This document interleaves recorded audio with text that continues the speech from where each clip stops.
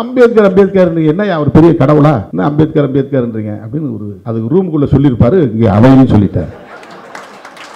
அவர் ரூம்ல சொல்லியிருப்பேன், எப்போ பார்த்தாலும் இவனும் அம்பேத்கர் அம்பேத்கர்ன்றானு, என்னையா பெரிய தொல்லையா போச்சுன்னு உள்ள சொல்லியிருப்பாரு. அந்த எரிச்சலோட வந்தவர் இங்கேயும் உணரிட்டார்.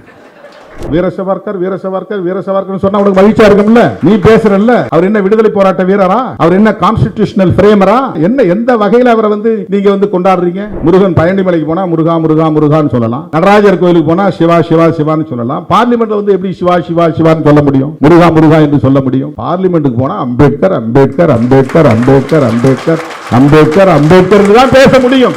அவர் தானே கான்ஸ்டிடியூஷனை உருவாக்குனாரு. நீ எதை பேசினாலும் கான்ஸ்டிடியூஷனை தொடாம பேச முடியாது. எவ்வளவு பெரிய செக் வச்சிருக்காரு பாருங்க அம்பேத்கர். அவருடைய அறிவாக்கலாம். திமுக என்கிற அரசியல் கட்சியை விமர்சிப்பது என்பது வேறு, அது ஒரு தேர்தல் கட்சி. ஆனால் ஒட்டுமொத்தமாக திராவிட அரசியலையே பிழை என்று பேசுவது சனாதனத்திற்கு துணை போகிற ஒரு அணுகுமுறை. திராவிட அரசியல் என்பது ஒரு நெடிய பாரம்பரியம் உள்ள ஆரிய எதிர்ப்பு அரசியல், பார்ப்பனிய எதிர்ப்பு அரசியல், சனாதன எதிர்ப்பு அரசியல். ஆகவேதான் என்ன பாதிப்புகள் நேர்ந்தாலும், என்ன இழப்புகள் நேர்ந்தாலும், எந்த விமர்சனங்கள் வந்தாலும் திராவிட முன்னேற்ற கழக கூட்டணியில் விடுதலை சிறுத்தைகளும் சேர்ந்து உருவாக்கிய கூட்டணியில் நீடிப்பது என்கிற முடிவை நாங்கள் எடுக்கிறோம் என்றால் அந்த துணிச்சலை பாராட்டுவதற்கு பதிலாக திமுகவுக்கு முட்டு கொடுக்கிறார்கள், திமுகவின் அழுத்தத்திற்கு பணிகிறார்கள் என்று விமர்சிக்கிறார்கள். காந்தியை மகாத்மா என்று சொன்னால் அதை என்னால் ஏற்றுக்கொள்ள முடியாது என்று வெளிப்படையாக சொன்னார். உதறுகளிலே புன்னகையையும் அக்குலிலே கத்தியையும் மறைத்து வைத்துக் கொண்டிருக்கிற ஒரு நபர் உங்களுக்கு மகாத்மா என்று சொன்னால் அவரும் மகாத்மா தான் என்று சொன்னார். இந்த விமர்சனம் யாரும் காந்தியை பண்ணது கிடையாது. ஏன் அம்பேத்கர் அவர்களை அன்றைக்கு தேர்வு செய்தார்கள் என்றால், உயர்ந்த சாதி என்று சொல்லிக் கொண்ட யாரும் இந்தியாவின் தலைவிதியை தீர்மானிக்கிற வல்லமை பெற்றவர்களாக இல்லை என்பதுதான். நீ கடவுளுக்கு நெருக்கமானவனாக இருக்கலாம், சாதியிலே உயர்ந்தவனாக இருக்கலாம், ஆனால் ஒரு தேசத்தின் தலையாய விதியை எழுதுவதற்கான சட்ட அறிவோ அரசியல் அறிவோ சமூக அறிவோ யாருக்கும் இல்லை என்பதனால் தான் வேறு வழி இல்லாமல் அம்பேத்கர் கைக்கு அது போய் சேர்ந்தது. இல்லைன்னா அவ்வளவு பெரிய சான்ஸ் யாராவது விட்டு கொடுப்பாங்களா? நம் மீதான நம்பகத்தன்மையை நொறுக்க வேண்டும் என்கிற முயற்சி தொடர்ந்து நடைபெற்று வருகிற சூழலில் இந்த இயக்கத்தை வீழ்த்த வேண்டும் என்று பலரும் முயற்சித்த வேளையில் இன்றைக்கு ஆழி செந்தில்நாதன் அவர்களும் மைனர் அவர்களும் மில்டன் அவர்களும் இந்திரகுமார் அவர்களும் ஆற்றிய உரை அந்த சோர்விலிருந்து நம்மை மீட்டெடுத்திருக்கிறது, ஒரு புதிய நம்பிக்கையை உருவாக்கி இருக்கிறது. உங்கள் அனைவருக்கும் என்னுடைய பணிவார்ந்த வணக்கத்தை தெரிவித்துக் கொள்கிறேன். இன்று உலகமே கிறிஸ்துமஸ் திருவிழாவை கொண்டாடி கொண்டிருக்கிறது. கிறிஸ்தவ நம்பிக்கையாளர்கள் அனைவருக்கும் என்னுடைய கிறிஸ்துமஸ் வாழ்த்துக்கள். இன்றைய நாள் வெண்மணி போராளிகளின் நினைவு நாளும் கூட. சாதிய நிலவுடைமை ஆதிக்கத்தை எதிர்த்து தமது இன்னுயிரை நீத்த வெண்மணி தோழர்கள் 44 பேருக்கும், குழந்தைகள் உட்பட அனைவருக்கும் எனது வீர வணக்கத்தை செலுத்துகிறேன். வழக்கமாக இந்த நாளில் நாங்கள் டெல்டா மாவட்டங்களில் ஏதேனும் ஒரு மாவட்டத்தில் வீர வணக்க பொதுக்கூட்டத்தை நடத்துவதுண்டு. அண்மை காலமாக தலைமையகத்திலேயே அதற்கான நினைவேந்தலை நடத்தி வருகிறோம். இன்றைக்கும் காலை 10 மணி அளவில் வெண்மணி வீர வணக்க நாள் நிகழ்வு கட்சியின் தலைமையகமான அம்பேத்கர் திடலில் நடத்த திட்டமிட்டிருந்தோம். நமது அருமை தோழர்கள் யூடியூப் புரூட்டஸ் மைனர் அவர்களும் மில்டன் அவர்களும் இந்திரகுமார் தேரடி அவர்களும் 2 நாட்களுக்கு முன்பு என்னை நேரிலே சந்தித்து இப்படி ஒரு நிகழ்வை நாங்கள் பேரலையின் மூலமாக யூடியூப் புரூட்டஸ் சேனலின் மூலமாக ஒருங்கிணைக்க விரும்புகிறோம், அதில் நீங்கள் பங்கேற்க வேண்டும் என்று அன்பு கட்டளையிட்டனர். தோழர் ஆழி செந்தில்நாதன் அவர்களும் அதில் பங்கேற்க இருக்கிறார் என்பதை எடுத்து சொன்னார்கள். அவர்களின் கட்டளையை மீற இயலாத நிலையில் உடனே அதற்கு நான் இசைவு தந்தேன். இந்த நிகழ்ச்சிக்கு பிறகு தலைமையகத்தில் அந்த வீர வணக்க நிகழ்வையும் நடத்த வேண்டும், ஒப்புக்கொண்ட பல்வேறு நிகழ்ச்சிகளுக்கும் செல்ல வேண்டும். இந்த அவை ஒரு நம்பிக்கையை தருகிற, புத்துணர்வை தருகிற, ஒரு புதிய திசைவழியை தருகிற ஒரு அவையாக இருப்பதை எண்ணி நான் பெருமைப்படுகிறேன், மகிழ்ச்சி அடைகிறேன். தோழர் ஆழி செந்தில்நாதன் உட்பட பேசிய அனைவரும் என் மீதும் இந்த இயக்கத்தின் மீதும் வைத்திருக்கிற நம்பிக்கைக்காக முதலில் என்னுடைய நெஞ்சார்ந்த நன்றியை உரித்தாக்குகிறேன். நம் மீதான நம்பகத்தன்மையை நொறுக்க வேண்டும் என்கிற முயற்சி தொடர்ந்து நடைபெற்று வருகிற சூழலில் அண்மையில் 2 மாத காலம் தொடர்ந்து அந்த நம்பகத்தன்மையின் மீது ஏராளமான தாக்குதல்களை நடத்தி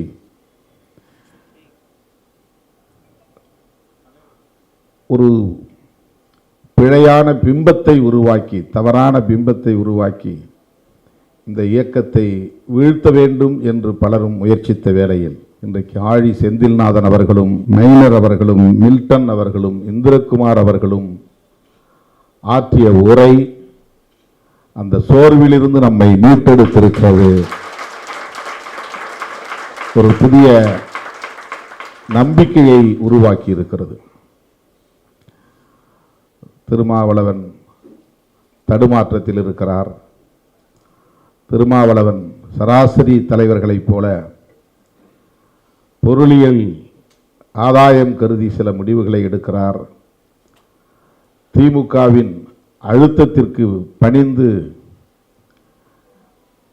அம்பேத்கர் நூல் வெளியீட்டு விழாவிலேயே பங்கேற்காமல் தவிர்க்கிறார். இப்படியெல்லாம் பல்வேறு யூகங்களை செய்திகளாக்கி திரிபுவாதம் செய்து மொத்தத்தில் திருமாவளவன் மீதான நம்பகத்தன்மையின் மீது தாக்குதலை நடத்தினார்கள். ஆங்கிலத்திலே கிரெடிபிலிட்டி என்று சொல்வார்களே, அந்த நம்பகத்தன்மையின் மீது தாக்குதலை தொடுத்தார்கள்.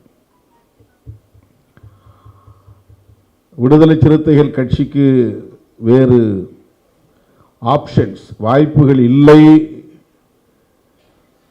ஆகவே திமுக அழுத்தம் கொடுப்பதும் அதற்கு திருமாவளவன் அஞ்சுவதும்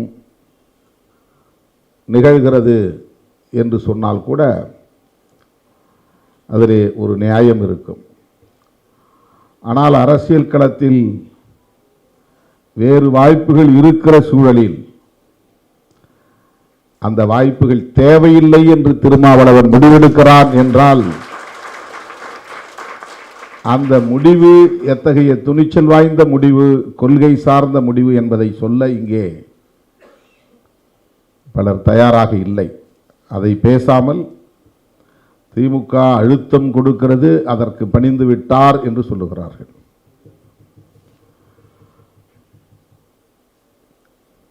கடந்த நாடாளுமன்ற பொதுத் தேர்தலின் போதும் அல்லது சட்டமன்ற பொதுத் தேர்தலின் போதும் எண்ணிக்கை எங்களுக்கு பெரிதல்ல, நாட்டு நலன் முதன்மையானது, சனாதன சக்திகள் இந்த மண்ணில் வலுப்பெற்றுவிடக் கூடாது என்பதற்காக நாங்கள் இந்த கூட்டணியில் நீடிக்க விரும்புகிறோம் என்று நான் சொன்னேன்.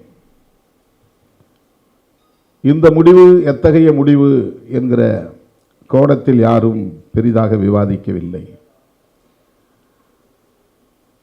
தோழர் ஆழி செந்தில்நாதன் அவர்கள் பேசிய போது ஒன்றை சொன்னார். தமிழ்நாடு, கேரளா ஆகிய 2 மாநிலங்களை தவிர பிற மாநிலங்களில் சனாதன சக்திகள் இந்த அளவுக்கு வலுப்பெற்று இருக்கிறார்கள் என்பதை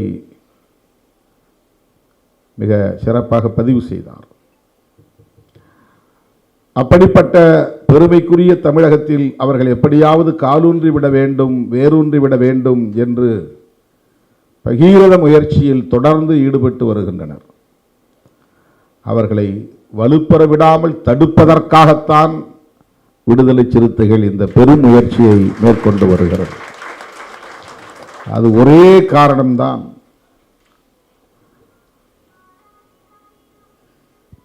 மற்ற இழப்புகளை பற்றி நாங்கள் கவலைப்படவில்லை.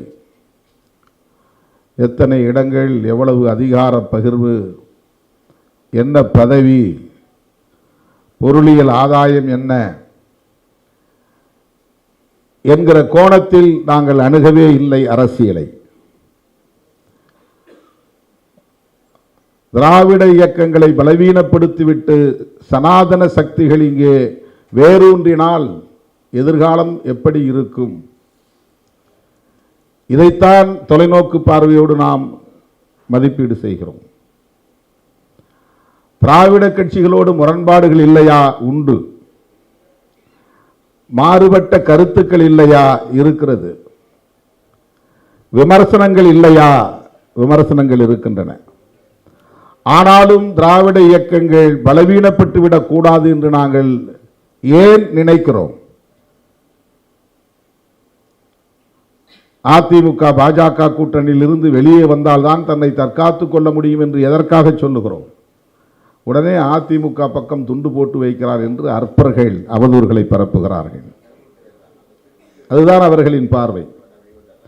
அதிமுக பலவீனப்பட்டால் அந்த இடத்திலே பாஜக வந்து அமர்ந்துவிடும் என்கிற கவலை. அதுதான் விடுதலை சிறுத்தைகளின் பார்வை, திருமாவளவனின் பார்வை. திமுகவை விமர்சிக்கிறோம் என்கிற பெயரில் ஒட்டுமொத்த திராவிட அரசியலையே விமர்சிப்பது எவ்வளவு ஆபத்தானது. திராவிட அரசியலையே வீழ்த்துவது யாருடைய நோக்கம்? வீழ்த்த வேண்டும் என்பது யாருடைய நோக்கம்? திமுக என்கிற அரசியல் கட்சியை விமர்சிப்பது என்பது வேறு. அது ஒரு தேர்தல் கட்சி, ஆண்ட கட்சி, ஆண்டு கொண்டிருக்கிற கட்சி. விமர்சிப்பதற்கு ஏராளமான வாய்ப்புகள் இருக்கின்றன, விமர்சிக்கலாம். ஆனால் ஒட்டுமொத்தமாக திராவிட அரசியலையே பிழை என்று பேசுவது சனாதனத்திற்கு துணை போகிற ஒரு அணுகுமுறை என்பதை சுட்டிக்காட்டாமல் இருக்க முடியாது, கண்டிக்காமல் இருக்க முடியாது, அம்பலப்படுத்தாமல் இருக்க முடியாது. திமுகவுக்கு முட்டுக் கொடுக்கிறீர்களா என்று கேட்கிறார்கள். திமுக திராவிட அரசியலை பேசுகிற ஒரு அரசியல் கட்சி. திராவிட அரசியல் என்பது திமுக அரசியலோடு மட்டுமே சுருங்கிவிடக்கூடியதல்ல. திராவிட அரசியல் என்பது ஒரு நெடிய பாரம்பரியம் உள்ள ஆரிய எதிர்ப்பு அரசியல், பார்ப்பனிய எதிர்ப்பு அரசியல், சனாதன எதிர்ப்பு அரசியல். அந்த அடிப்படையை நாம் புரிந்து கொள்ள வேண்டும். ஆகவேதான் என்ன பாதிப்புகள் நேர்ந்தாலும், என்ன இழப்புகள் நேர்ந்தாலும், எந்த விமர்சனங்கள் வந்தாலும் திராவிட முன்னேற்ற கழக கூட்டணியில், மதசார்பற்ற முற்போக்கு கூட்டணியில், விடுதலை சிறுத்தைகளும் சேர்ந்து உருவாக்கிய கூட்டணியில் நீடிப்பது என்கிற முடிவை நாங்கள் எடுக்கிறோம் என்றால் அந்த துணிச்சலை பாராட்டுவதற்கு பதிலாக திமுகவுக்கு முட்டுக் கொடுக்கிறார்கள், திமுகவின் அழுத்தத்திற்கு பணிகிறார்கள் என்று விமர்சிக்கிறார்கள். அப்படிப்பட்ட அற்பர்களின் அவதூறுகளுக்கு இடையிலே ஆழில் செந்திநாதன் போன்றவர்கள் விடுதலை சிறுத்தைகள் மீது வைத்திருக்கிற அந்த நம்பிக்கையை எண்ணி நான் பெருமைப்படுகிறேன், மகிழ்ச்சி அடைகிறேன், நன்றி சொல்ல கடமைப்பட்டிருக்கிறேன். இன்றைக்கு அம்பேத்கர் குறித்த விவாதம் தேசிய அளவில் என்பதை விட உலக அளவில் விரிவடைந்திருக்கிறது.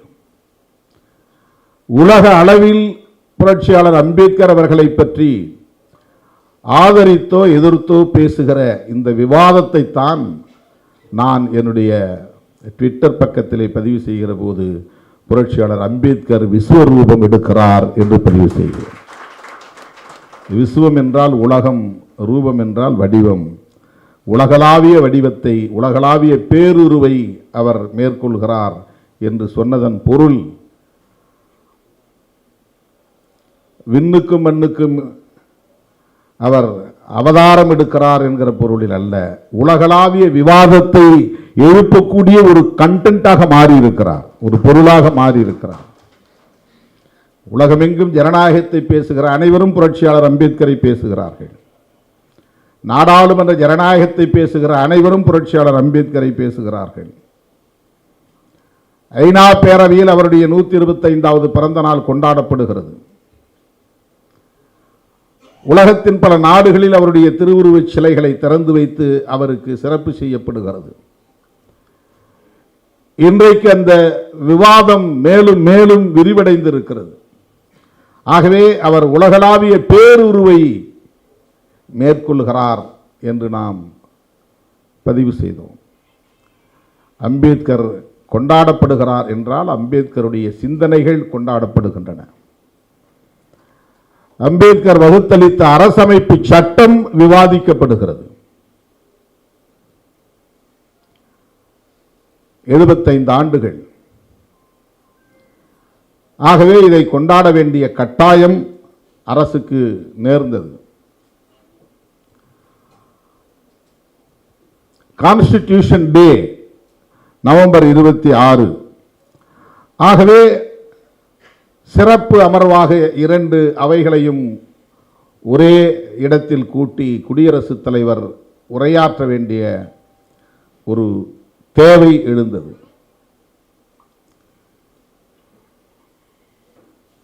குடியரசுத் தலைவர் மாநிலங்களவை உறுப்பினர்கள் மற்றும் மக்களவை உறுப்பினர்களிடையே உரையாற்றினார். அரசமைப்பு சட்ட தினத்தை போற்றி பேசினார்.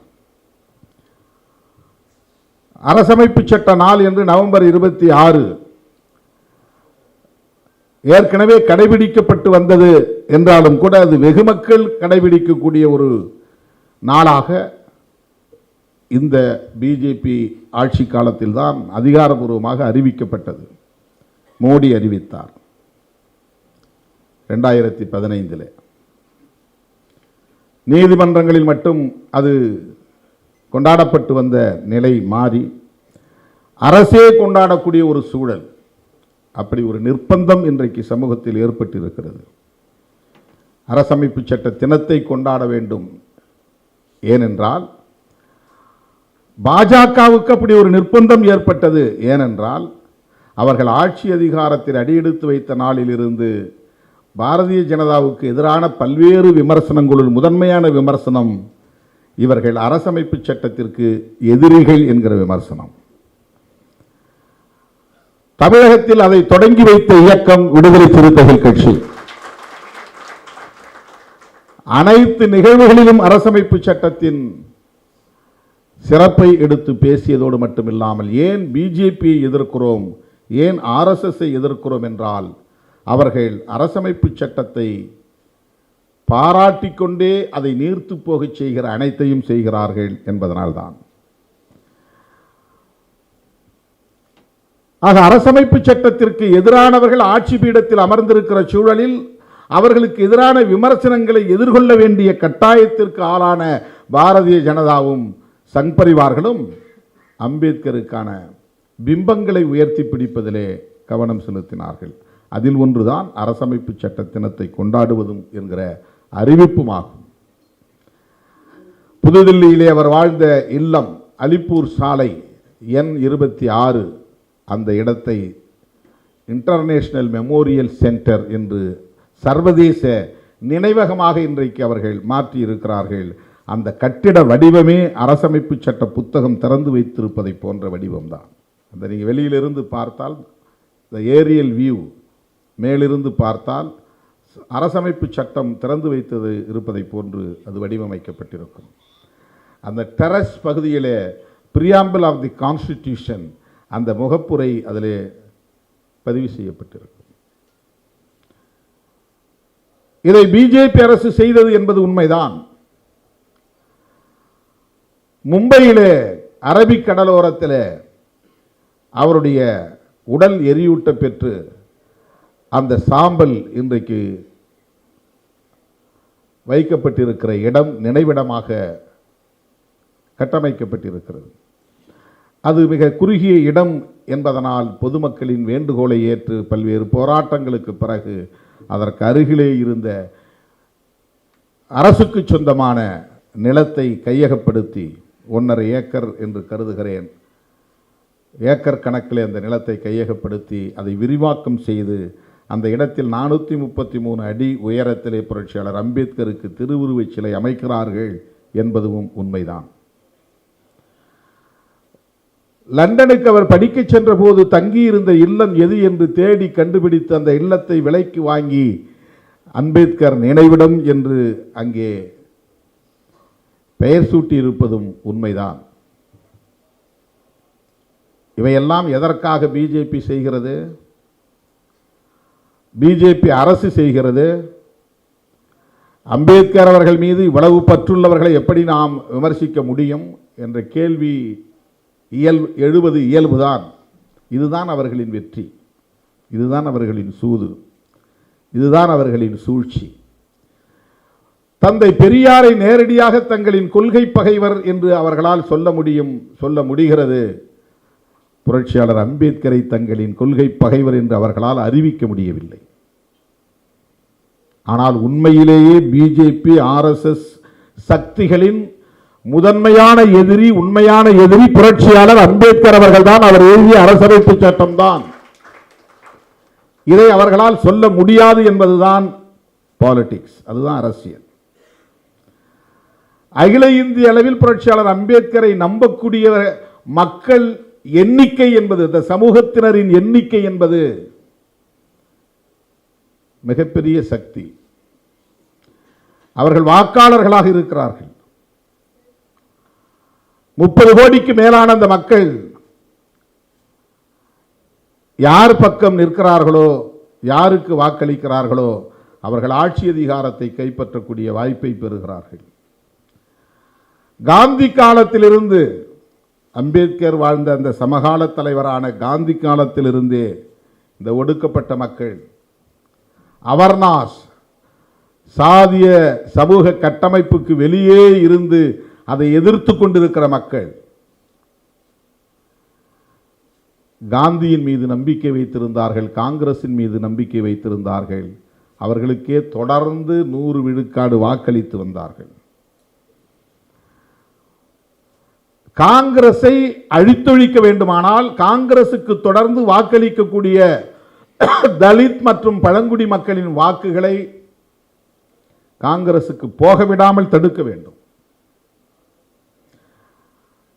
தலித்துகள் மற்றும் பழங்குடியினரை நேரடியாக காங்கிரசுக்கு வாக்களிக்க வேண்டாம் என்று சொல்லி தடுக்க முடியாது.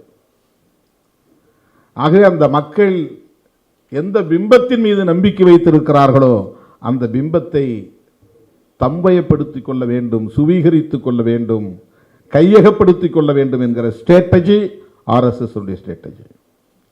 பெரியாரை எதிர்ப்பதனால் அவர்களுக்கு ஏற்படுகிற வாக்கு இழப்பு என்பது மிக மிக ஒப்பீட்டளவிலே சொற்பமானது.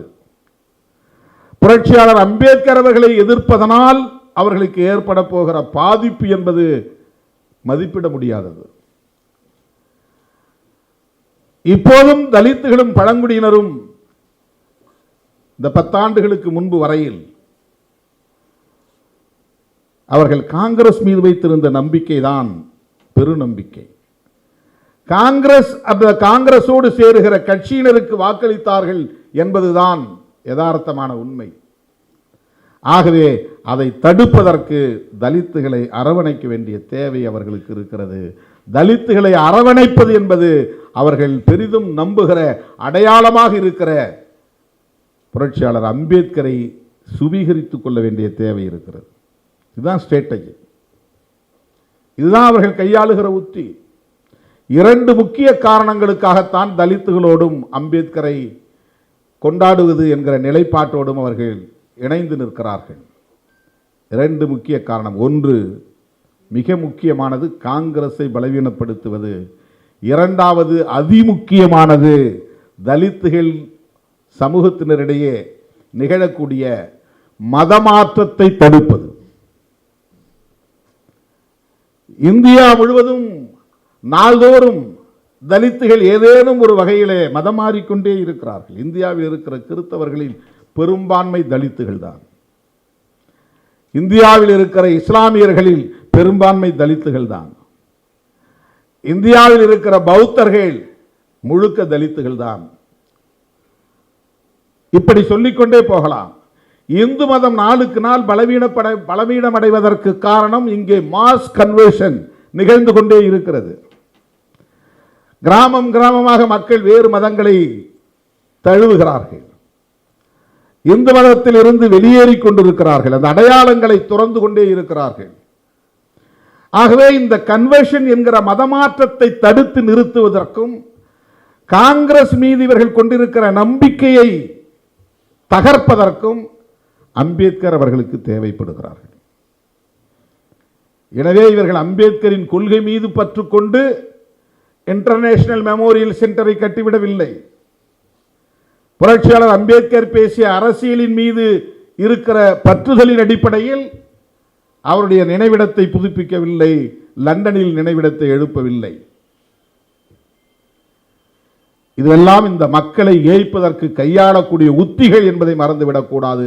இரண்டு முக்கிய காரணம்: காங்கிரசுக்கு வாக்களிப்பதை தடுக்க வேண்டும், கன்வர்ஷன் என்கிற மதமாற்றத்தை தடுக்க வேண்டும். புரட்சியாளர் அம்பேத்கர் பேசிய அரசியலை பேசாமலேயே, அதாங்க தோழர் சொன்னார், இந்திரகுமார் என்று கருதுகிறேன், மில்டனும் இந்திரகுமார், அவருடைய எழுத்துக்களில் கவனம் செலுத்தாமல் அவருடைய உருவத்தில் கவனம் செலுத்தினார்கள். அந்த பிம்பத்தை கட்டமைப்பதிலே அவருடைய சிந்தனைகளில் கவனம் செலுத்த விடாமல் தடுக்கிற முயற்சி. இதோ இவ்வளவு பெரிய சிலை பாருங்கள் உங்கள் தலைவருக்கு, இதோ இவ்வளவு பெரிய இன்டர்நேஷனல் மெமோரியல் சென்டர், இதை என்ன காங்கிரஸா செய்தது? நாங்கள் தானே செய்தோம். காங்கிரஸ் அவர் வைக்கிற விமர்சனமே அதுதான். ஜவஹர்லால் நேரு 1955 அவருக்கே பாரத ரத்னா விருது கொடுத்து கொண்டார்.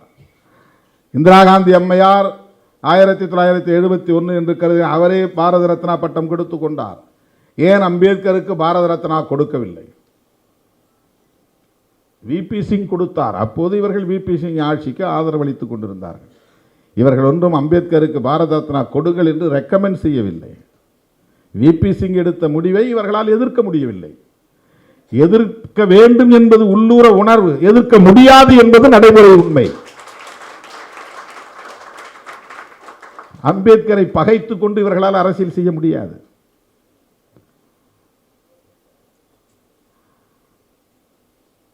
ஆகவே இவர்கள் அம்பேத்கரின் சிந்தனைகளை போற்றவில்லை. நேரடியாக அவர் RSS எதிர்த்து போராடினாரா, நேரடியாக அவர் பிஜேபியை எதிர்த்து போராடினாரா என்று கேட்கிறார்கள். அப்போது நீங்கள் இல்லவே இல்லை, ஒரு சக்தியாகவே இல்லை. காங்கிரஸ் எதிர்த்து பேசினார் என்பது உண்மை. அப்போது காங்கிரஸ் மட்டும்தான் ஒரு அரசியல் சக்தியாக இருந்தது. இந்து மகாசபா என்கிற ஒரு அமைப்பு இருந்தது, RSS என்கிற ஒரு அமைப்பு தோன்றியது. இதெல்லாம் வரலாற்று உண்மைகள். ஆனால் இவர்கள் அப்போது எங்கே இருந்தார்கள் என்றால் அதுதான் கசப்பான உண்மை. இந்த RSS உணர்வாளர்கள், சனாதன சக்திகள் எங்கே இருந்தார்கள் என்றால் வெளிப்படையாக ஒப்புக்கொள்ள வேண்டிய உண்மை, காங்கிரஸில் இருந்தார்கள்.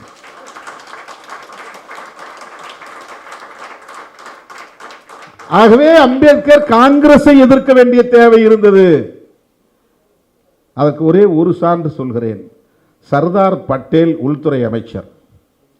சர்தார்னா தளபதினு அர்த்தம், படை தளபதி.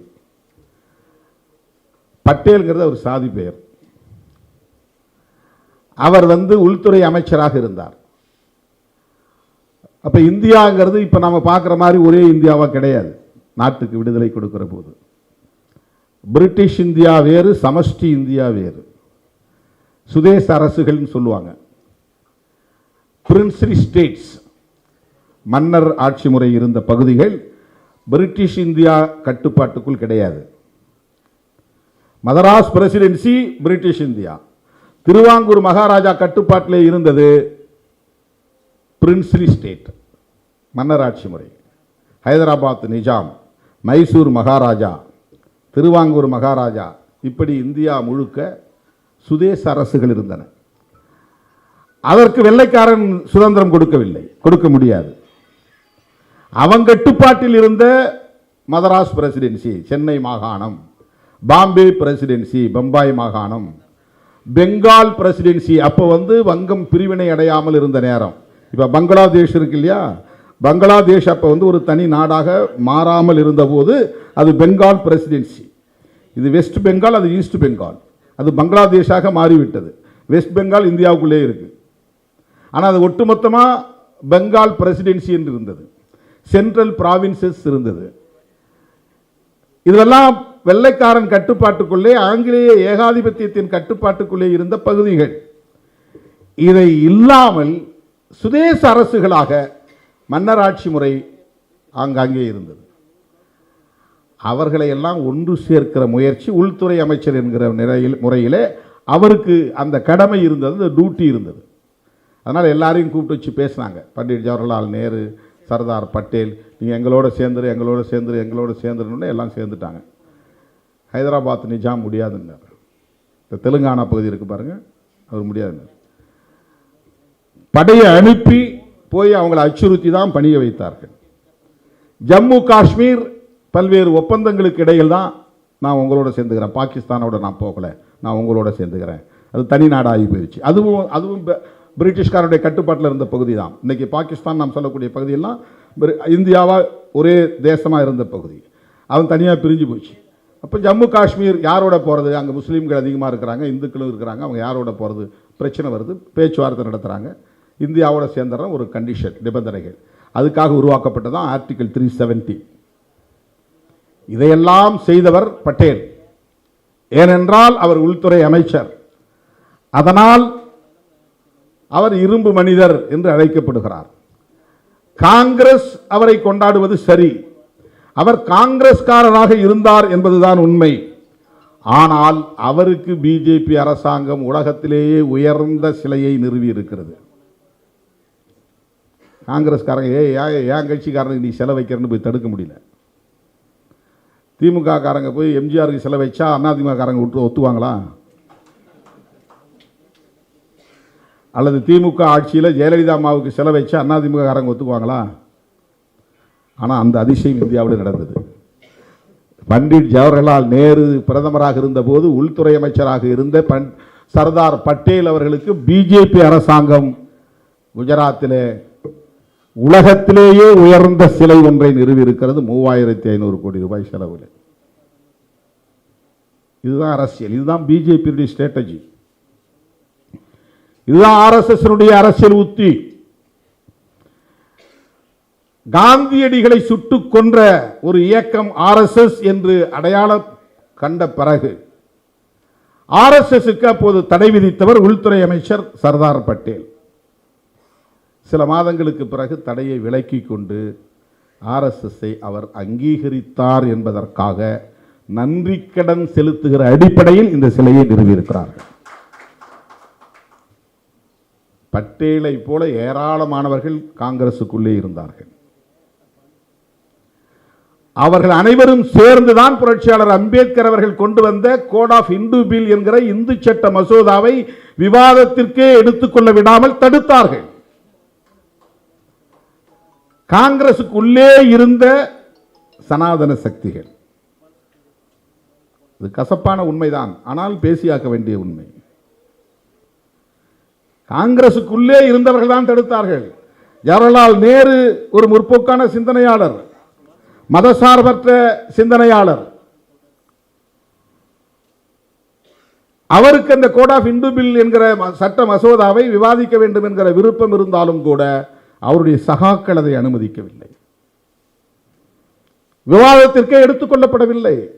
கோட் ஆஃப் இந்து பில் என்கிற அந்த இந்து சட்ட மசோதா எதை அடிப்படையாக கொண்டது என்றால், இந்து மதத்திற்குள்ளே இருக்கிற பாகுபாடுகளை களைவதற்கு, டிஸ்கிரிமினேஷன், அந்த பாகுபாடுகளை களைவதற்கு ஏற்ற ஒரு சட்ட மசோதா. பெண்களுக்கு சொத்துரிமை கொடுக்கிற ஒரு சட்ட மசோதா, சதி வழக்கத்தை அழித்தொழிக்கக்கூடிய ஒரு சட்ட மசோதா, குழந்தை திருமணங்கள் கூடாது என்று மறுக்கிற ஒரு சட்ட மசோதா, ஒரு புரட்சிகரமான மாற்றங்களை இந்து மதத்திற்குள்ளே கொண்டு வந்து சிதறி கிடக்கிற அந்த மதம், அப்போது இந்து மதம் என்று அழைக்கப்படாத நிலையிலே ஆங்காங்கே சிதறி கிடந்த எல்லாவற்றையும் ஒருங்கிணைத்து இந்து என்கிற ஒரு அடையாளத்தை தருவதற்கும் வாய்ப்பை உருவாக்கிய மதம் அது. ஒரு யூனிஃபைடு ரிலீஜன், அதை உருவாக்குவதற்கான ஒரு சட்டம் மசோதா அது. அதை கொண்டு வரக்கூடாது என்று பெண்களை கொண்டே போராட வைத்தவர்கள் RSS, இந்து மகாசபா. நாடாளுமன்றத்திற்கு முன்னால் நூற்றுக்கணக்கான பெண்களை கொண்டு வந்து புரட்சியாளர் அம்பேத்கருக்கு எதிராக ஆர்ப்பாட்டம் நடத்த வைத்தவர்கள். அதை விவாதத்திற்கே எடுத்துக்கொள்ளவில்லை. அதில் தான் கோபப்பட்டு வெளியே வர ராஜினாமா செய்கிறார் புரட்சியாளர் அம்பேத்கர். பல காரணங்களை சொல்லுகிறார். அதில் முதன்மையான காரணம் கோட் ஆஃப் இந்து பில் விவாதத்திற்கு எடுத்துக்கொள்ளப்படவில்லை. ஜவஹர்லால் நேரு அவர்களிடத்திலே நான் பலமுறை இது பற்றி பேசியிருக்கிறேன், பலமுறை அழுத்தம் கொடுத்திருக்கிறேன். ஆனால் வேண்டுமென்றே திட்டமிட்டு அதை விவாதத்திற்கு எடுத்துக்கொள்ளவில்லை என்பது எனக்கு வேதனை அளிக்கிறது. ஓபிசி மக்களுக்கு இடஒதுக்கீட்டை உறுதிப்படுத்துவதற்கு முன்னதாக அவர்களின் நிலை குறித்து ஆராய்வதற்கு கல்வி நிலை, பொருளாதார நிலை ஆகியவற்றை ஆராய்வதற்கு ஒரு கமிஷன் போட வேண்டும் என்று நான் வலியுறுத்தினேன். இந்த கமிஷன் போடவில்லை. திட்டக்குழுவில் யார் யாரையோ உறுப்பினராக சேர்க்கிறார்கள், பெயரை நியமனம் செய்கிறார்கள். ஆனால் உலகம் அறிந்த ஒரு எக்கனாமிஸ்ட், ஒரு பொருளியல் வல்லுநர் என்கிற பெயரை கொண்ட நான் புறக்கணிக்கப்படுகிறேன். எனக்கு அந்த முக்கியத்துவம் தரப்படவில்லை, திட்டமிட்டே புறக்கணிக்கப்படுகிறேன் என்று பல காரணங்களை சொல்லுகிறார். அதில் தி கோட் ஆஃப் இந்து பில் விவாதத்திற்கு எடுத்துக்கொள்ளப்படவில்லை. ஓபிசி மக்களுக்கான இடஒதுக்கீட்டை உறுதி செய்வதற்கு ஒரு கமிஷன் நியமிக்கப்படவில்லை என்கிற காரணங்களை சொல்லிவிட்டு தான் ராஜினாமா செய்கிறார். காங்கிரஸோடு அவருக்கு முரண்பாடு இருந்தது, இல்லை என்று நாம் மறுக்கவில்லை. அப்போது காங்கிரஸ் மட்டுமே மக்களிடத்தில் செல்வாக்கோடு இருந்தது. அப்போது பிஜேபி என்ற ஒரு கட்சியே கிடையாது. 1977 ஜனதா உருவான போது இவர்கள் ஜனசங்கமாக அந்த ஜனதா கூட்டணியில் இருந்தார்கள். அதன் பிறகுதான் அது ஜனதா என்பது உடையும் போது அதிலே பல ஜனதாக்கள் உருவாயின. ஜனதா தள் அந்த ஜனதாவிலிருந்து உருவானது தான். ராஷ்டிரிய ஜனதா தள் அந்த ஜனதாவிலிருந்து உருவானது தான். பாரதிய ஜனதா அந்த ஜனதாவிலிருந்து உருவானது தான். ஜனதா தள்ள யுனைடெட், ஜனதா தள்ள செக்யூலர், இதுவெல்லாம் இவர்கள்லாம் எங்க இருந்தாங்கன்னா ஜனதாங்கிற கூட்டணிக்குள்ள இருந்தாங்க. மொரார்ஜி தேசாய், சரண் சிங் இவர்களெல்லாம் இருந்த அந்த கூட்டணிக்குள்ள இருந்தாங்க. அதுல ஒரு அமைப்பு தான் ஜனசங். ஜனசங் என்பதுதான் RSS அரசியல் பிரிவு. இந்த ஜனசங்கம் தான் பின்னாளில் பாரதிய ஜனதா என்று தன்னை அடையாளப்படுத்திக் கொண்டு தேர்தலில் நின்று 84 2 MP, 2024 விடுதலை சிறுத்தைகள் கட்சிக்கு 2 MP, 1984 பாரதிய ஜனதா கட்சிக்கு 2 MP. அந்த 2 MPயை கொண்டு அவர்கள் பல்வேறு உத்திகளை கையாண்டு பாபர் மசூதி இடிப்பு வரையில் சென்று பெரும்பான்மைவாத அரசியலை கையில் எடுத்து எங்களுக்கு சிறுபான்மையினர் வாக்குகள் தேவையில்லை என்று வெளிப்படையாக அறிவித்து சிறுபான்மை மக்களுக்கு எதிரான வெறுப்பு அரசியலை வெளிப்படையாக பேசி மதவாதத்தையே பெரும்பான்மைவாதமாக முன்னிறுத்தி அவர்கள் இந்த ஆட்சி அதிகாரத்தை கைப்பற்றினார்கள். ஆட்சி அதிகாரத்தை தக்க வைத்துக் கொள்வதற்கு தலித்துகள், பழங்குடிகளை அரவணைக்க வேண்டிய தேவை இருக்கிறது. ஏன்னா இந்தியா முழுக்க அவர்கள் இருக்கிறார்கள், மிக பெரும்பான்மை ஒரு சக்தியாக இருக்கிறார்கள். அவர்களை இவர்கள் வெளிப்படையாக பகைத்து கொள்ள முடியாது என்கிற நிலையிலே இந்துத்துவ தலைவர் அவர், இந்துத்துவ அம்பேத்கர், அவர் கிறிஸ்தவத்தை தழுவவில்லை, அவர் இஸ்லாத்தை தழுவவில்லை. ஏனென்றால் அவை வெளிநாட்டு மதங்கள். அம்பேத்கர் எந்த இடத்துலையும் அப்படி சொல்லலை. இது எவ்வளவு பெரிய அப்பட்டமான பொய், அண்ட புழுகு, ஆகாச புழுகு, எவ்வளவு மோசமான ஒரு திரிபுவாதம், எவ்வளவு பெரிய மோசமான திரிபுவாதம். இதுதான் ஆபத்தானது. அம்பேத்கரை விழுங்கி செரிக்க பார்க்கிறார்கள். இதை தடுக்கவில்லை என்று சொன்னால் மிகப்பெரிய ஆபத்தை இந்த தேசம் சந்திக்கும். அந்த பொறுப்புணர்வோடு இயங்குகிற இயக்கம் தான் விடுதலை சிறுத்தைகள் கட்சி. அந்த தெளிவோடு இயங்குகிற இயக்கம் தான் விடுதலை சிறுத்தைகள் கட்சி. வேற என்ன தனிப்பட்ட முறையில் அவங்களுக்கு நமக்கு என்ன பிரச்சனை இருக்கு? ஆகவே பிஜேபி காங்கிரஸை விமர்சிக்கிறது.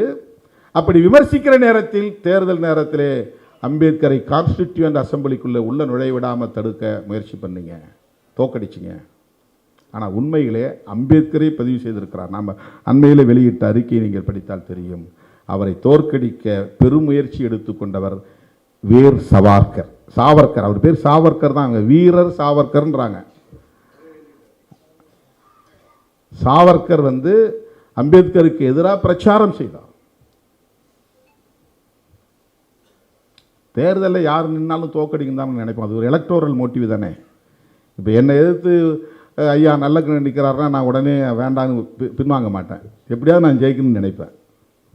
அது நல்ல மனிதர், உயர்ந்த மனிதர், அவர் வெற்றி பெற்றால் நல்லது, அவர் வெற்றி பெறணும் அப்படின்னு எனக்கு மனசுக்குள்ளே இருந்தாலும் நான் தான் காம்படிட்டார்னா நான் என்ன நினைப்பேன்? நான் ஜெயிக்கணும்னு தான் நினைப்பேன்.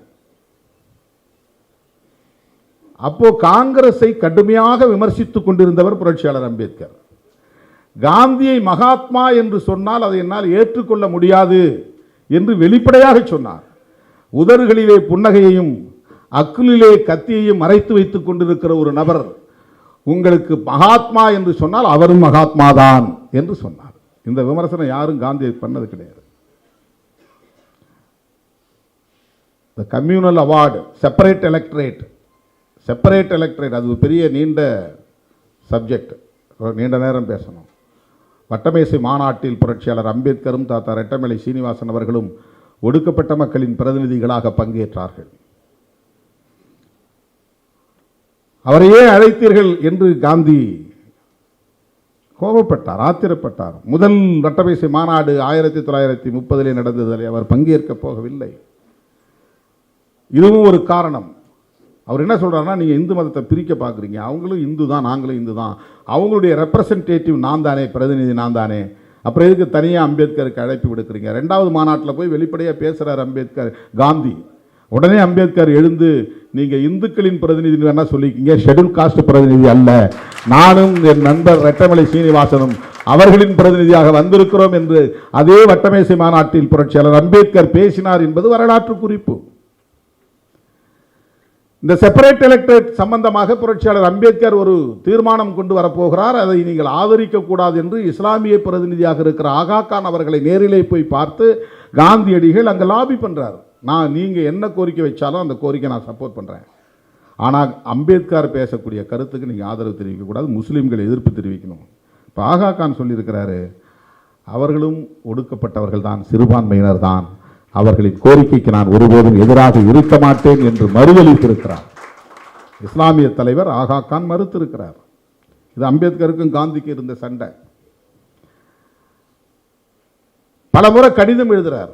வட்டமேசை மாநாட்டை முடிச்சுட்டு அவர் இந்தியாவுக்கு திரும்பின பிறகு கடிதம் எழுதுகிறார், தயவு செய்து நீங்கள் எந்த காரணத்தை முன்னிட்டும் ஷெட்யூல் காஸ்ட் ஷெட்யூல் ட்ரைப்ஸ் மக்களுக்கு தனி வாக்காளர் தொகுதியை தந்துவிடக்கூடாது, இரட்டை வாக்குரிமையுள்ள தனி வாக்காளர் தொகுதியை தந்துவிடக்கூடாது, separate electorate with dual voting rights தரக்கூடாது.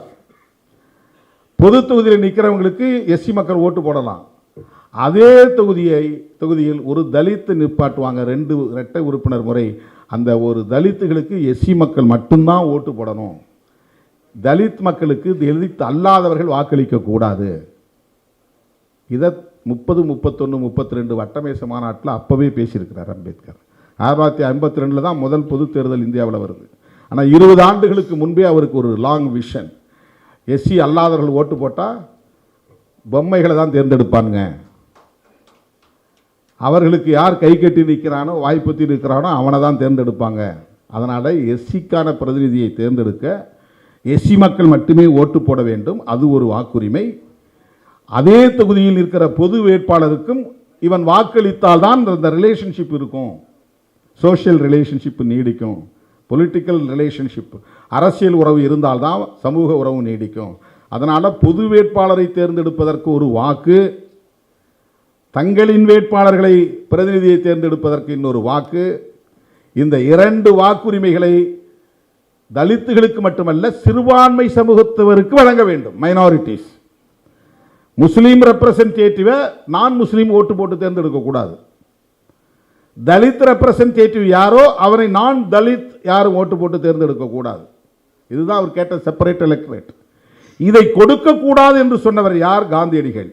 முஸ்லீம்களுக்கு வேண்டுமானால் கொடுத்து விடுங்கள், கிறிஸ்தவர்களுக்கு கொடுங்கள், சீக்கியர்களுக்கு கொடுங்கள், அவர்கள் எங்கள் மதம் இல்லை, வேறு மதம். தலித்துகளுக்கு கொடுக்காதீர்கள், அவர்கள் இந்துக்கள்.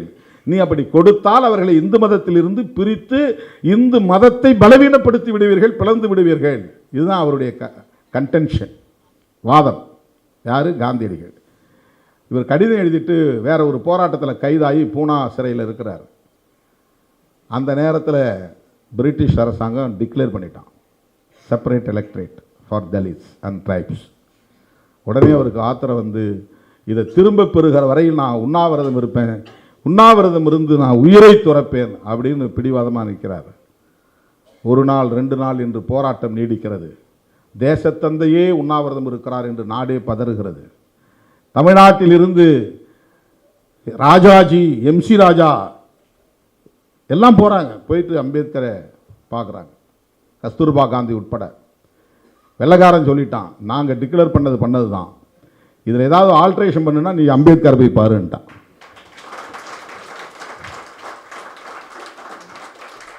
அவர் ஏதாவது மாற்று செயல் திட்டம் கொடுத்தா நாங்கள் கன்சிடர் பண்ணுறோன்ட்டான். வேற வழி இல்லாமல் எல்லாரும் போய் அம்பேத்கரை சந்திக்கிறாங்க. அம்பேத்கர் சொல்றாரு, ஒரு நபர் உயிருக்காக இவ்வளவு தூரம் பதறீங்க, கோடிக்கணக்கான மக்களின் எதிர்காலம் என்னாவது என்று கேட்டார். அவர் இறந்தால் இறக்கட்டும் என்றுதான் சொல்லுகிறார். கோடிக்கணக்கான மக்களின் எதிர்காலத்தை நான் பாழாக்க முடியாது, காந்தியடிகள் இறந்தாலும் எனக்கு கவலை இல்லை என்றுதான் சொல்லுகிறார். கட்டாயப்படுத்தி அவரை அழைத்துக் கொண்டு போய் நீங்கள் சந்தியுங்கள், அதன் பிறகு முடிவு செய்யலாம் என்று சந்திக்க வைக்கிறார்கள். போன உடனே இவர்கள் என்ன நினைத்தார்கள் என்றால், அவர் சன்னியாசி கோலத்தில் இருக்கிறார், அவர் தேசப்பிதாவாக உயர்ந்து நிற்கிறார், மிகப்பெரிய ஒரு சக்தி, அவரை பார்த்ததும் அம்பேத்கர் கரைந்து போவார், காலடியில் வீழ்ந்து விடுவார் என்றுதான் எதிர்பார்த்தார்கள். ஆனால் புரட்சியாளர் அம்பேத்கர் போன உடனேயே நெருப்பாய் எழுந்தார், ஆவேசமா பேசினார். நீங்களும் உங்க காங்கிரஸ் கட்சி இந்த தலித் மக்களுக்கு என்ன செய்தீர்கள்? தீண்டாமை ஒழிக்க என்ன செய்தீர்கள்? கதர் சட்டை போடுறவன் தான் காங்கிரஸ்காரன் ஆகலாம் என்று நிபந்தனை விதிக்கிற நீங்கள் தீண்டாமையை கடைபிடிக்காதவன் தான் காங்கிரஸில் சேரலாம் என்று சொல்லி இருக்கிறீர்களா? இதை ஒரு புத்தகமாக எழுதினார். What Gandhi and Congress done to touch untouchables. தீண்டப்படாத மக்களுக்கு என்ன செய்திருக்கிறீர்கள்? எவ்வளவு பெரிய வால்யூம் புத்தகமே இருக்கிறது. காந்தியடிகளை நேருக்கு நேர் எதிர்த்தவர் புரட்சியாளர் அம்பேத்கர். நாலாவது நாள் பதற்றம் பெருகி அவர் உயிர் போனால் என்னாவது, ஒட்டுமொத்த தலித் மக்களையே இவர்கள் அழித்தொழித்து விடுவார்களே என்கிற நிலையில் அவர் பூனா ஒப்பந்தத்தில் கையெழுத்திடுகிறார். காந்தி கையெழுத்திடலை, அம்பேத்கரும் அவருடைய பிரதிநிதிகளும் கையெழுத்திட்டாங்க. அது ஒரு நீண்ட வரலாறு, அதுக்குள்ளே போனோம்னா மணிக்கணக்கில் நீளும். காந்தியோடு அப்படி முரண்பட்டார் அம்பேத்கர் என்பதற்காக சொல்லுகிறேன். காங்கிரஸை கடுமையாக விமர்சித்தார் அம்பேத்கர் என்பது உண்மைதான். ஏன் இந்த ரெண்டு கட்சிகளும் பாகுபாடுகள் நிறைந்த இந்துத்துவத்தை அல்லது இந்து மதத்தை பாதுகாக்க வேண்டும் என்பதில் உறுதியாக இருக்கிறார்கள். அதுதான் அம்பேத்கருக்கு இருந்த கோபம். இதை இன்றைக்கு பிஜேபி விமர்சிக்கிறார். இதை எடுத்து சொல்லுகிறார்கள். நேரு, காந்தி இவர்கள்லாம் அம்பேத்கர் நீங்க அரவணைத்தீர்களா? எதிர்த்தவர்கள் தானே, தோற்கடித்தவர்கள் தானே.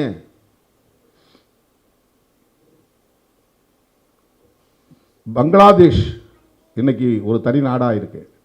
அந்த பகுதியில் இருந்து தான் அவர் தேர்ந்தெடுக்கப்படுறார் கான்ஸ்டிடியூயன்ட் அசம்பிளிக்கு. நாடு பிரிவினையான பிறகு அவருடைய உறுப்பினர் பதவி தானாக இழந்து போகிறது.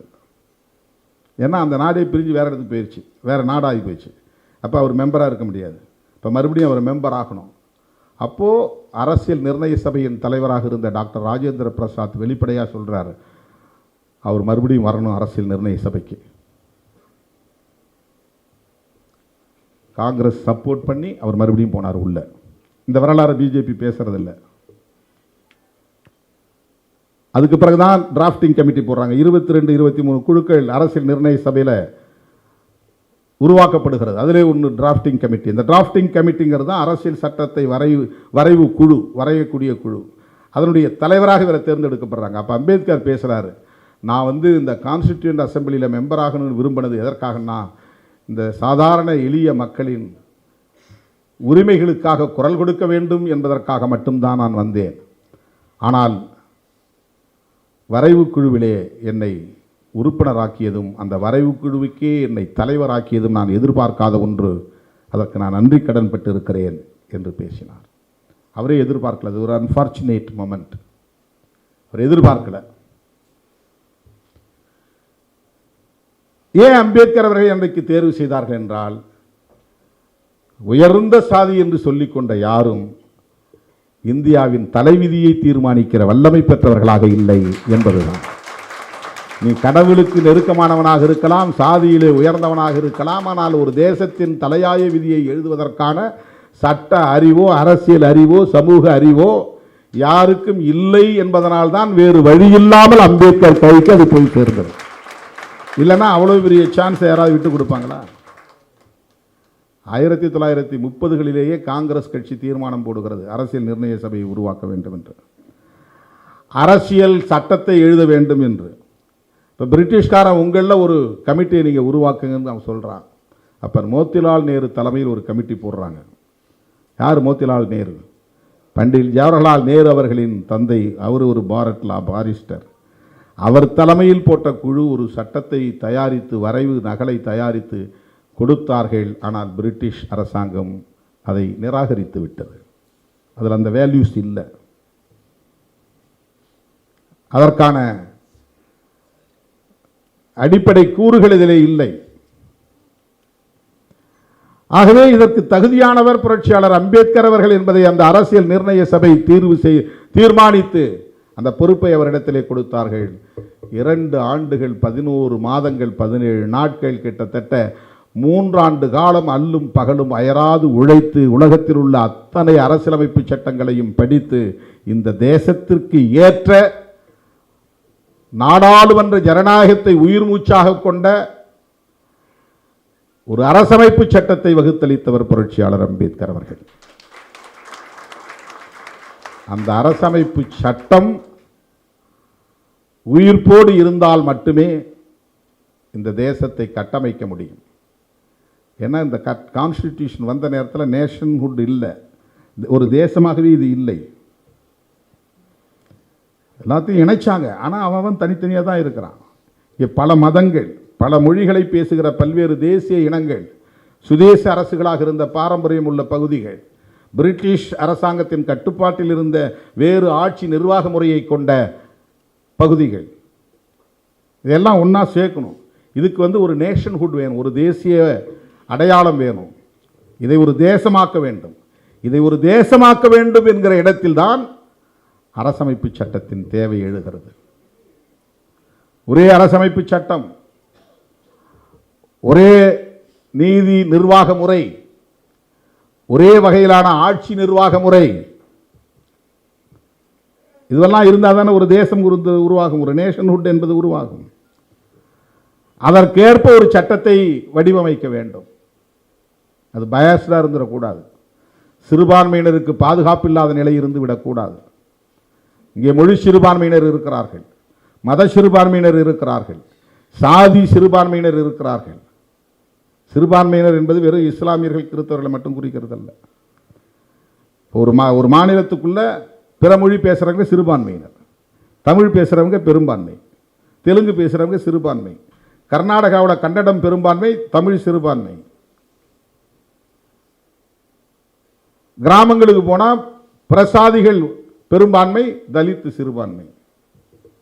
ஒவ்வொரு சாதியா பார்த்தா ஒவ்வொரு சாதியிலும் சிறுபான்மை இருக்கும். பல சாதிகள் சிறுபான்மை சாதிகள் உண்டு. ஆனால் எஸ்சி நான் எஸ்சி என்றால் எஸ்சி சிறுபான்மை, நான் எஸ்சி பெரும்பான்மை. எல்லா சாதிகளும் ஒரு தெருவில் குடியிருப்பாங்க. இந்த ஒரு சாதி மட்டும் தனியாக குடியிருக்கும்.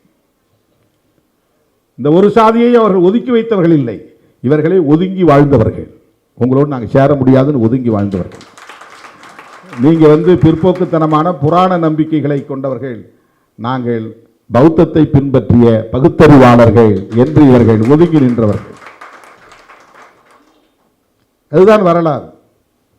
ஆக இப்படிப்பட்ட ஒரு சமூக கட்டமைப்பை கொண்ட ஒரு நிலப்பரப்பை ஒரே தேசமாக்க வேண்டும். அப்படி ஆக்குகிற போது எதிர்காலத்தில் பாகுபாடுகளற்ற ஒரு சமூகமாக இது மாற வேண்டும். பாகுபாடுகளற்ற ஒரு சமூகம் என்றால் டிஸ்கிரிமினேட்டரி சொசைட்டி என்று இருக்கிற இந்த நிலையை மாற்றி ஈக்குவாலிட்டி என்பது இங்கே நிறுவப்பட வேண்டும், சமத்துவம் இங்கே நிறுவப்பட வேண்டும். சனாதன இந்தியாவை மாற்றி சமத்துவ இந்தியாவை உருவாக்க வேண்டும். அப்படின்னா ரொம்ப ரொம்ப முக்கியமான தேவை என்னவாக மாறுகிறது என்றால், தோழர் சொன்னார், இங்க 3 விஷயத்தை சொன்னார். மதசார்பின்மை, கூட்டாட்சி, சமூக நீதி சொன்னார்.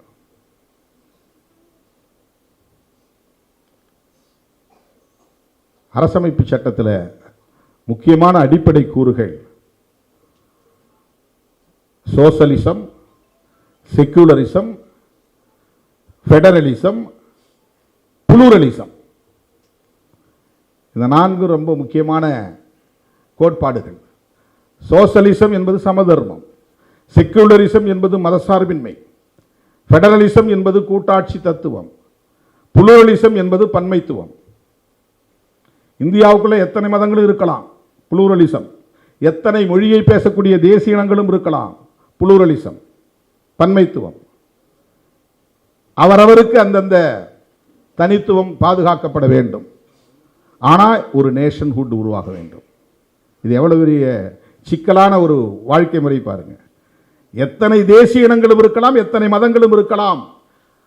அந்த பன்மைத்துவம் பாதுகாக்கப்படுகிற அதே சூழலில் ஒரு தேசம் உருவாக வேண்டும், ஒரு நேஷன்ஹுட் என்பது உருவாக வேண்டும். இது ஒரு தேசமாக உருவாக வேண்டும். அங்கே பாகுபாடுகள் அற்றதாகவும் இருக்க வேண்டும். பாகுபாடுகள் அற்றதாக இருக்க வேண்டும். அதுதான் அடிக்கோடு. டிஸ்கிரிமினேஷன் இருக்கக்கூடாது. இந்த நேம் ஆஃப் காஸ்ட், இந்த நேம் ஆஃப் ரிலீஜன், இந்த நேம் ஆஃப் ஜெண்டர், ஆண் பெண் என்கிற அடிப்படையில் பாகுபாடுகள் இருக்கக்கூடாது. இந்து இந்து அல்லாதவர்கள் என்கிற பாகுபாடுகள் இருக்கக்கூடாது.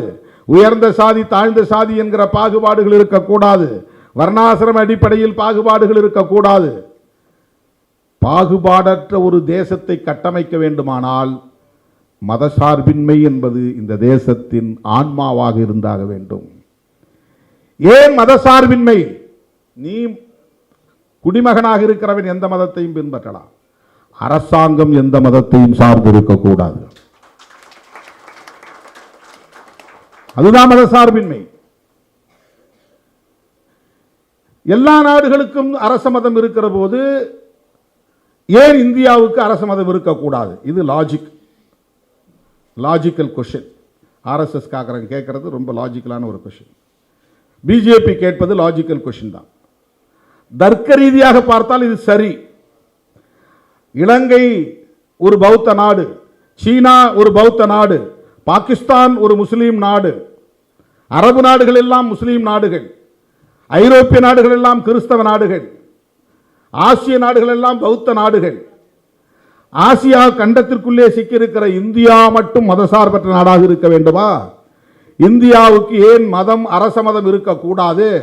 நல்ல கேள்வி, அருமையான கேள்வி, லாஜிக்கலான கேள்வி. ஆனால் எந்த மதத்தை அரச மதமாக அறிவிப்பது? பாகுபாடுகளற்ற ஒரு மதம் தேவை. கிராமம் கிராமமாக இங்கே சாதி அடிப்படையில் உயர்வு தாழ்வு என்கிற கொடுமை நீடிக்கிறது. சரிபாதியாக மக்கள் தொகையில் இருக்கிற பெண்கள் இங்கே சூத்திரர்களாக நடத்தப்படுகிற கேவலம் இருக்கிறது. அவர்களுக்கும் தீட்டு உண்டு, அவர்களுக்கு சொத்துரிமை இல்லை, அவர்களுக்கு அதிகாரம் இல்லை, அவர்களுக்கு கல்வி இல்லை, அவர்கள் மிக கொடூரமான முறையிலே நசுக்கப்படுகிற அவலம் தொடர்கிறது. இதற்கெல்லாம் எது காரணம்? இவற்றை இங்கே கட்டமைத்திருக்கக்கூடிய ஒரு கோட்பாடு. அந்த கோட்பாடு எது? சனாதனம். அந்த சனாதனத்தை அடிப்படையாக கொண்ட மதம் எது? அதுதான் நீ சொல்லுகிற இந்து மதம். இந்து மதமே அரச மதமாகிவிட்டால் பாகுபாடு என்பது சட்டப்பூர்வமானதாக மாறிவிடும். சனாதனமே இங்கு சட்டப்பூர்வமானதாக மாறிவிட்டால் இந்த டிஸ்கிரிமினேஷன் பர்பச்சுவேட் ஒன் என்று மாறிவிடும், நிலையானதாக மாறிவிடும். ஆகவே இந்தியாவை பொறுத்தவரையில் கிறிஸ்தவத்தை அரச மதமாக அறிவிக்க முடியாது, இஸ்லாத்தை அரச மதமாக அறிவிக்க முடியாது, அல்லது சீக்கியத்தை சிறுபான்மை ஒரு அமைப்பாக இருக்கிற அந்த மதத்தை அறிவிக்க முடியாது. பெரும்பான்மை மக்கள் பின்பற்றக்கூடிய இந்து மதத்தை அறிவிக்க வேண்டுமானால் இந்து மதம் அடிப்படையில் பாகுபாடுகள் நிறைந்த ஒரு மதமாக இருக்கிறது. வர்ணாசிரம தர்மம் என்கிற சனாதன தர்மத்தை உயிர் மூச்சாக கொண்டிருக்கிறது. அந்த மதத்தை அரச மதமாக அறிவிக்க முடியாத ஒரு நெருக்கடி. ஆகவே ஸ்டேட் ரிலிஜன் இல்லை. எனவே இது அடிப்படையில் செக்யூலர் ஸ்டேட். இந்த கான்ஸ்டிடியூஷன் என்பது செக்யூலர் கான்ஸ்டிடியூஷன். அதை ரொம்ப புத்திசாலித்தனமாக அந்த வார்த்தையை கொண்டு வராமலேயே புரட்சியாளர் அம்பேத்கர் கான்ஸ்டிடியூஷனை செக்யூலர் கான்ஸ்டிடியூஷனாக உருவாக்கிட்டார். அதை கீழே வரக்கூடிய அடுத்தடுத்த ஆர்டிகல்ஸில் கொண்டு வர்றார். ஏன் காங்கிரஸோடு நாம் நிற்கிறோங்கிறதுக்கு இந்த ஒரே ஒரு இடத்தை நான் சொல்ல விரும்புகிறேன். அன்றைக்கு சனாதனத்தின் மீது பெரிய நம்பிக்கை கொண்டவராக இருந்தவர் காந்தியடிகள். இந்து மதத்தை காப்பாற்ற வேண்டும் என்று போராடியவர் காந்தியடிகள். சாதி இருக்க வேண்டும், தீண்டாமைதான் இருக்க வேண்டாம், கூடாது என்று சொன்னவர் காந்தியடிகள். முற்பிறவியும் உண்டு, அடுத்த பிறவியும் உண்டு, இவர்களெல்லாம் இந்த துன்பத்தை அனுபவிப்பதற்கு போன ஜென்மத்திலே செய்த பாவம்தான் என்ற நம்பிக்கையெல்லாம் கொண்டவர் காந்தியடிகள். ஆனால் அந்த காந்தியிடம் இருந்த ஒரு முக்கியமான ஒரு பண்பு, இந்த அரசுக்கு அரச மதம் வேண்டாம் என்று உறுதியாக இருந்தார். இந்து ஸ்டேட் ரிலிஜனாக இருக்கக்கூடாது என்கிற மதசார்பின்மையில் உறுதியாக இருந்தார். எனக்கு மதத்தின் மீது நம்பிக்கை உண்டு, இந்த அரசுக்கு மதம் வேண்டாம். அவர் மட்டும் நினைச்சிருந்தா ஜவஹர்லால் நேருவை கூப்பிட்டு, நீ அம்பேத்கர் மாதிரி சிந்திக்காத, இது நம்முடைய நாடு, நம்முடைய தேசம், அவனுக்கு இஸ்லாம் ஒரு மதமாயிருச்சு, பாகிஸ்தானுக்கு அது அரச மதமாக இருக்கிறது, நாம் இந்து மதத்தை இந்த தேசத்தின் அரச மதமாக அறிவிக்க வேண்டும், இந்த நாட்டை இந்து ராஷ்டிரா என்று அறிவிக்க வேண்டும், அல்லது அது பாகிஸ்தான் என்றால் இது இந்துஸ்தான் என்று அறிவிக்க வேண்டும். இந்த கருத்தை ஜவஹர்லால் நேருவிடத்திலே காந்தி சொல்லி இருந்தால் நேருவால் மீறி இருக்க முடியாது. ஏனென்றால் பட்டேலை பிரதமராக்க வேண்டும் என்று ஒரு குழு முயற்சித்த போது நேருவை பிரதமராக்கியவர் காந்தியடிகள். அந்த நேரு அவர்களால் காந்தியின் சொல்லை மீறி இருக்க முடியாது. ஆனால் காந்தியடிகள் இவ்வளவு பெரிய சனாதன நம்பிக்கையாளராக இருந்தாலும் கூட ஹரே ராம் ஹரே ராம் ஹரே ராம் என்று மூச்சுக்கு முன் ஒரு முறை ராமருடைய பெயரை உச்சரித்த காந்தியடிகள், நாத்ராம் கோட்சே சுட்ட போது கூட ஹரே ராம் என்று சொல்லிக் கொண்டுதான் மண்ணில் சரிந்தார். அப்படிப்பட்ட ராம பக்தராக இருந்த காந்தியடிகள் இந்த தேசத்திற்கு அரச மதம் வேண்டாம் என்பதில் உறுதியாக இருந்தார். காந்தியடிகள் இந்த இடத்தில் தான் அம்பேத்கரோடு இந்த புள்ளியில் தான் இணைகிறார். நேருவுக்கு மதசார்பின்மையில் நம்பிக்கை இருந்தது, அவரை வழிநடத்திய காந்தியடிகளுக்கு மதசார்பின்மையிலே நம்பிக்கை இருந்தது. அரசமைப்பு சட்டத்தை வடிவமைத்த புரட்சியாளர் அம்பேத்கருக்கும் மதசார்பின்மை என்பதுதான் கோட்பாடு. மூன்று பேரும் இதிலே ஒரே புள்ளியில் இணைந்தார்கள். அதனால் கான்ஸ்டிடியூஷனில் மதம் அரச மதம் அறிவிக்கப்படவில்லை. அது ஒரு செக்யூலர் கான்ஸ்டிடியூஷனாக உருவானது. ஆனால் பிரியாம்பிள், அது நேரு அவர்களால் கொண்டு வரப்பட்ட தீர்மானத்தின் அடிப்படையில் தான் வருகிறது. அந்த பிரியாம்பிள் தான் புதிய இந்தியாவை கட்டமைப்பதற்கான கோட்பாட்டு அறிக்கை. அதுதான் மேனிஃபெஸ்டோ ஆஃப் மாடர்ன் இந்தியா. எப்படி ஒரு கம்யூனிஸ்ட் அறிக்கையை கார்ல் மார்க்சும் ஏங்கல்ஸும் வெளியிட்டார்களோ அதை போல ஒரு புதிய இந்தியாவை கட்டமைப்பதற்கான ஒரு அரசியல் அறிக்கை தான், கோட்பாட்டு அறிக்கை தான் பிரியாம்பிள். அதிலே நான் சொன்ன அந்த இசம் 4, சோசலிசம், செக்யூலரிசம், ஃபெடரலிசம், புளூரலிசம். அதற்கு பிறகு மிக முக்கியமான 4 கோட்பாடுகள்: justice, liberty, equality and fraternity. 4 pillars of the constitution. இந்த 4ம் தான் அரசமைப்பு சட்டத்தின் மிக முக்கியமான அடிப்படை கூறுகள். அதுல செக்யூலர் என்கிற எந்த வேர்டும் இல்லை இந்த 4 கோட்பாடுகளையும், அந்த 4 இசத்திலும் கிடையாது. அது கான்ஸ்டிடியூஷனில் செக்யூலருங்கிறது இல்லை. டிஃபைன் பண்றார் யூனியன் கவர்மெண்ட் என்ன, we the people of India having solemnly resolved to constitute அப்படின்னு தொடங்கக்கூடிய அதில் இந்த கவர்மெண்ட் என்னவா, எப்படிப்பட்ட கவர்மெண்ட்டாக இருக்கும்? சாவரின் டெமோக்ராட்டிக் ரிபப்ளிக், இந்திய அரசு இறையாண்மையுள்ள ஜனநாயக குடியரசு. 1976 மிசா அறிமுகமாகிறது, maintenance of internal security act. அதுதான் மிசான்னு சொல்கிறோம். இந்திரா காந்தி தேர்தலில் தோற்று போகிறாங்க, வழக்கிலையும் அவங்க தோல்வியை உறுதிப்படுத்துகிறாங்க. அவங்க அதிகாரத்தை தக்க வைக்கணும்னு ஒரு முடிவெடுத்து அவங்க குடியரசுத் தலைவரை பயன்படுத்தி மிசாவை கொண்டு எதிர்க்கிற எல்லா எதிர்க்கட்சி தலைவர்களையும் சிறைப்படுத்தி 20 அம்ச திட்டத்தை கொண்டு வராங்க. அதைத்தான் இவங்க என்ன சொல்கிறாங்க, எமர்ஜென்சி நீங்கள் கொண்டு வந்தீங்க, அந்த எமர்ஜென்சியால் கான்ஸ்டிடியூஷனல் வேல்யூஸ் எல்லாம் அடிபட்டு போச்சு அப்படின்னு காங்கிரஸ் மேலே இவங்க குற்றம் சாட்டுறாங்க. அந்த நேரத்தில் இந்திரா காந்தி அம்மையார் செய்த ஒன்று ரொம்ப கவனமாக நீங்கள் கேட்கணும் தோழர்களே. ஏன் காங்கிரஸோடு நாங்கள் நிற்கிறோம் அப்படிங்கிறதுக்கு, காங்கிரஸோடு முரண்பாடு நமக்கு இருக்குது. ஈழத்தமிழர் பிரச்சனையில் முரண்பாடு இருக்குது, தேசிய இன பிரச்சனைகளில் முரண்பாடு இருக்குது, பல்வேறு முரண்பாடுகள் இருக்குது, அது வேறு. ஆனால் அரசமைப்பு சட்டத்தின் பிரியாம்பிள் என்கிற முகப்புரையிலே திருத்தம் கொண்டு 3 சொற்களை இணைக்கிறார். ஒன்று அந்த டெஃபினேஷன் ஆஃப் யூனியன் கவர்மெண்ட், அதில் சாவரின் டெமோக்ராட்டிக் ரிபப்ளிக் என்று இருந்த இடத்திலே சாவரின் என்கிற சொல்லுக்கும் டெமோக்ராட்டிக் என்கிற சொல்லுக்கும் இடையிலே இரண்டு சொற்களை இணைக்கிறார், சோசலிஸ்ட் செக்யூலர். அப்ப இன்றைய கான்ஸ்டிடியூஷன்ல யூனியன் கவர்மெண்ட்னா என்ன? Sovereign, socialist, secular, democratic republic. இறையாண்மையுள்ள, சமதர்மம் உள்ள, மதசார்பற்ற ஜனநாயக குடியரசு. இதுதான் டெல்லியில் இருக்கிற யூனியன் கவர்மெண்ட். இந்த சோசலிஸ்ட் செக்யூலர்ங்கிற ரெண்டு வார்த்தை அவர்களுக்கு உறுத்துகிறது. மூணாவது வார்த்தை என்னன்னா, ஃப்ரெட்டர்னிட்டி என்பதை விவரிக்கிற இடத்துல இன்டெகிரிட்டி என்கிற ஒரு வார்த்தையையும் இந்திரா காந்தி அம்மையார் இணைக்கிறார். மூன்று சொற்கள், சோசலிஸ்ட், செக்யூலர், இன்டெகிரிட்டி. இந்த இன்டெகிரிட்டியை பற்றி அவனுக்கு கவலை இல்லை. இந்த சோசலிஸ்ட் செக்யூலர் ரெண்டையும் எடுக்கணும். பாரதிய ஜனதா கட்சியை சார்ந்த டாக்டர் சுப்பிரமணிய சுவாமி வழக்கே போட்டார், இந்த ரெண்டு சொல்லையும் எடுக்கணும் அப்படின்னு. எந்த அளவுக்கு அவங்க கான்ஸ்டிடியூஷனை நீர்த்து போக செய்ய வேண்டும் என்பதில் உறுதியாக இருக்கிறார்கள், தெளிவாக இருக்கிறார்கள்.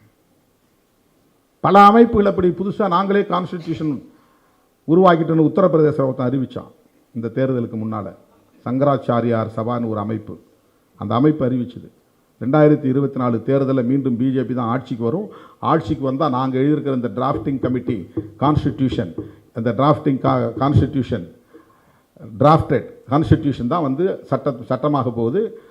அது நடைமுறைக்கு வந்துச்சுன்னா டெல்லி தலைநகரமாக இருக்காது, காசி தான் தலைநகரமாக இருக்கும். இப்போ பறக்கிற இந்த கொடி தேசிய கொடியாக இருக்காது, ஸ்வஸ்திக் போட்ட காவி கொடி தான் தேசிய கொடியாக இருக்கும்.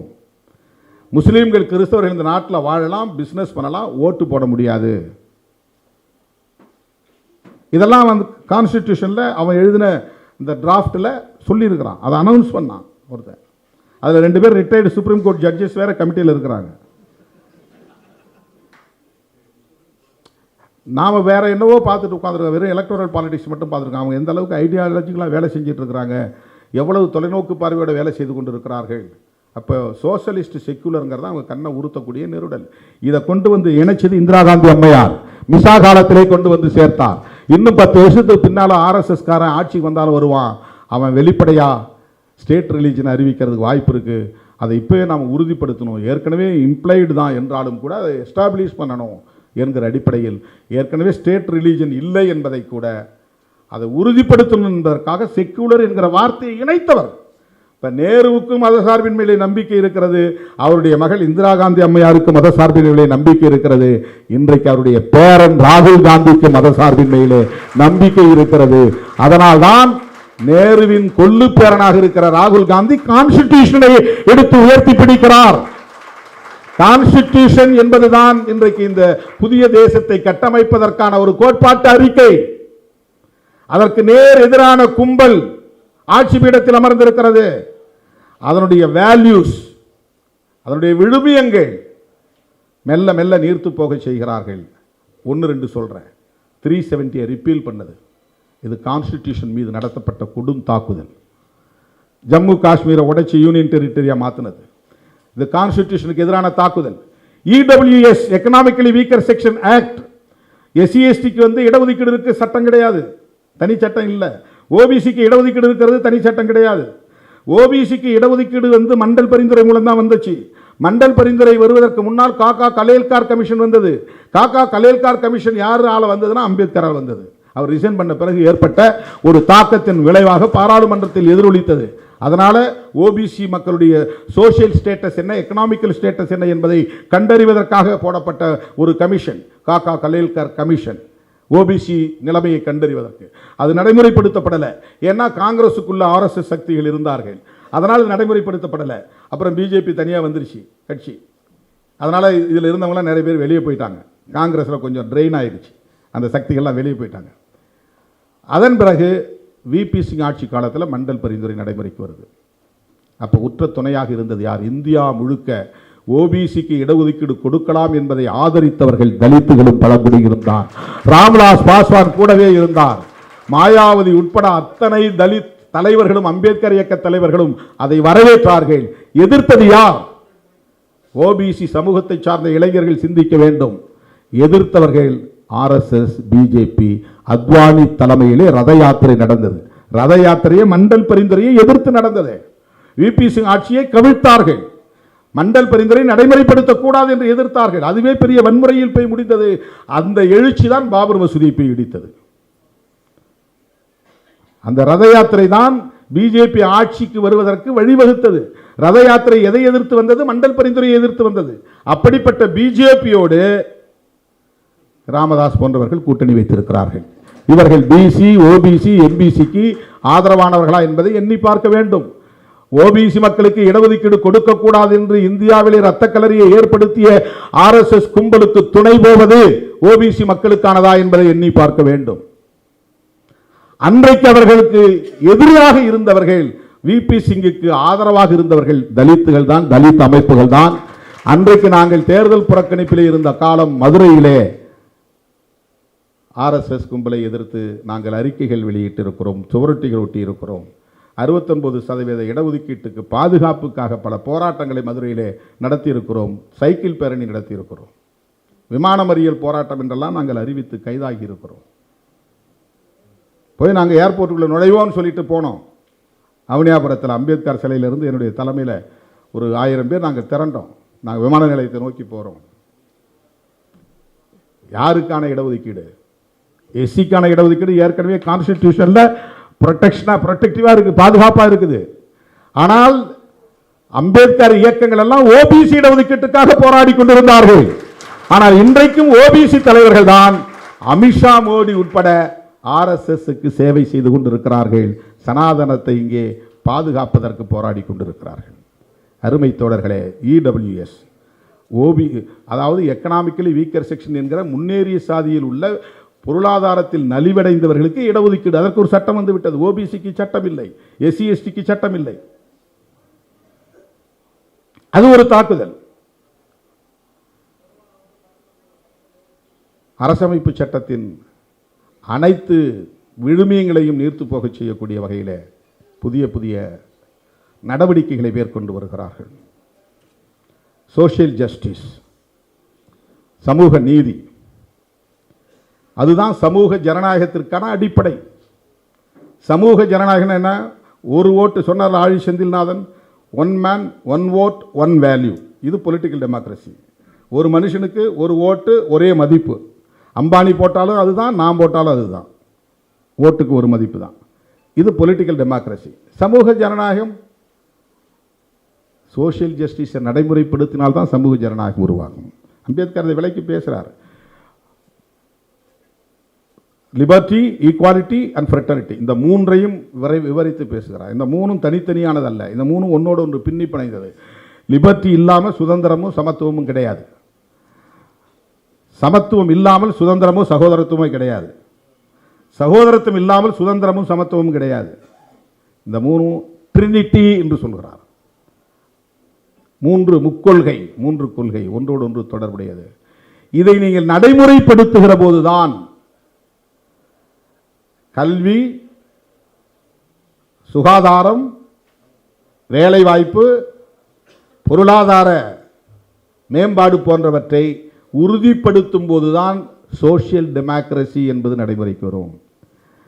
சோஷியல் டெமோக்ரஸி இல்லாமல் பொலிட்டிக்கல் டெமோக்ரஸி நீடிக்காது. அது ஒரு எதேச்சதிகாரமாக மாறிப்போம். இப்போ எதேச்சதிகாரத்தை நோக்கி தான் போகுது. 1 நேஷன் 1 எலெக்ஷன். ஏன்னா இங்கே வந்து சோஷியல் டெமோக்ரஸி கிடையாது. ஈக்குவல் ஆப்பர்ச்சுனிட்டி, ஈக்குவல் ஸ்டேட்டஸ், அதுதான் ஈக்குவாலிட்டி. சமமான வாய்ப்பை தரணும், சமமான தகுதியை உருவாக்கணும். இது இந்த சமூகத்தில் நடைமுறையில் இல்லை. இன்னும் வந்து சாதிய கொடுமைகள் இருக்கின்றன, இன்னும் ஆணவ கொலைகள் நடக்கின்றன, இன்னும் சதி வழக்கம் இருக்கிறது, இன்னும் பெண்களுக்கான இடஒதுக்கீட்டை நடைமுறைப்படுத்த முடியவில்லை. 33% கொண்டு வரணும் ஒரு பில் கொண்டு வந்தாங்க, நடைமுறைப்படுத்த முடியவில்லை. நாடு விடுதலை அடைந்து 75 ஆண்டுகளை கொண்டாடிவிட்டது. அரசமைப்பு சட்டம் நடைமுறைக்கு வந்து 75 ஆண்டுகள் ஆகிவிட்டன. ஆனால் பெண்களுக்கான இடஒதுக்கீட்டை உறுதிப்படுத்த முடியவில்லை. அரசியலில், சட்டமன்றத்தில், நாடாளுமன்றத்தில். அப்போ சோஷியல் டெமோக்ரஸி இல்லை. சோஷியல் டெமோக்ரஸி இல்லைன்னா பொலிட்டிக்கல் டெமோக்ரஸி நீடிக்காது. அது எதை நோக்கி போகும்? எதேச்சதிகாரத்தை நோக்கி போகும், ஆட்டோக்ரஸியை நோக்கி போகும், அதிபர் ஆட்சி முறையை நோக்கி போகும்.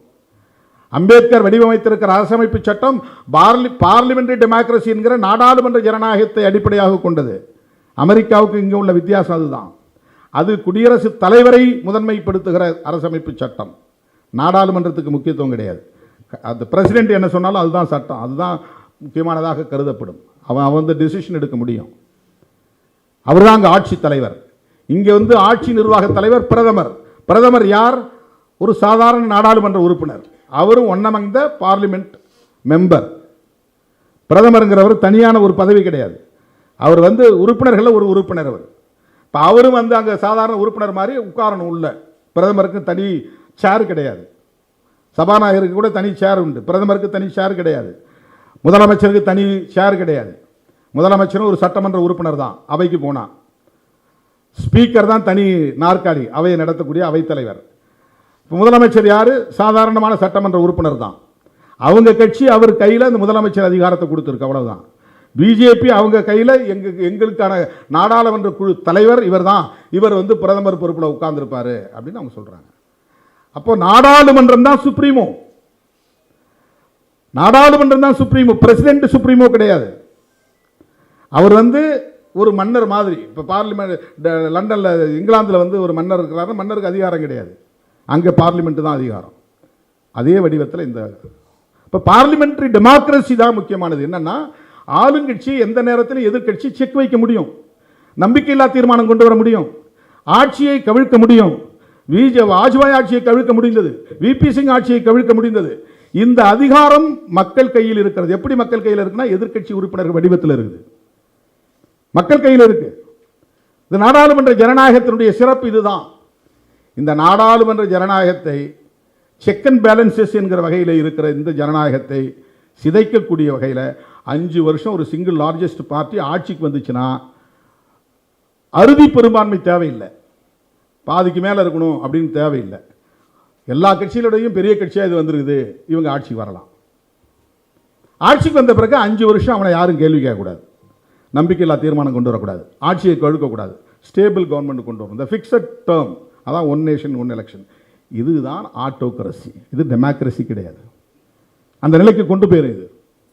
ஒரு எதேச்சதிகார போக்குக்கு கொண்டு போய் விட்டுவிடும். எனவே சோசியல் டெமோக்ரஸி என்பதையும் புரட்சியாளர் அம்பேத்கர் மிக ஆழமாக பேசுகிறார். அருமை தோழர்களை, இப்படிப்பட்ட கான்ஸ்டிடியூஷனல் வேல்யூஸ் யாரும் விவாதிக்கல. நான் எனக்கு கிடைச்ச 2 நிமிஷம் நான் பேசினேன். நான் எழுந்த உடனே சொன்னேன், இந்த அவையில் விவாதம் நடந்து கொண்டிருக்கிறது. அம்பேத்கருக்கு எதிராக, அம்பேத்கருக்கு துரோகம் இழைத்தவர்கள் யார், நீயா நானா என்ற விவாதம் தான் இங்கே நடந்து கொண்டிருக்கிறதே தவிர இந்த 75 ஆண்டு காலத்தில் அரசமைப்பு சட்டம் எந்த அளவுக்கு நடைமுறையில் இருக்கிறது என்பதை யாரும் பேசவில்லை என்று நான் பதிவு செய்கிறேன். என்னுடைய உரையில் எனக்கு கிடைச்ச 3 நிமிஷம் அதை நான் பதிவு செய்கிறேன். காங்கிரஸ் விமர்சிக்கிறோம் என்கிற பெயரில் மோடி, அமித்ஷா அவர்கள் அவருடைய ஆழ்மனதில் புறையோடி கிடந்த அம்பேத்கர் மீதான வெறுப்பை வெளிப்படுத்தி இருக்கிறார். அம்பேத்கர் அம்பேத்கர் அம்பேத்கர் அம்பேத்கர் 7 முறை சொல்கிறார். 2 தடவை சொன்னால் கூட பரவாயில்ல. அம்பேத்கர் அம்பேத்கர் சொல்கிறதா ஒரு ஃபேஷனாக போச்சு அப்படின்னு சொல்லியிருந்தா கூட அது கடந்து போயிருக்கும்.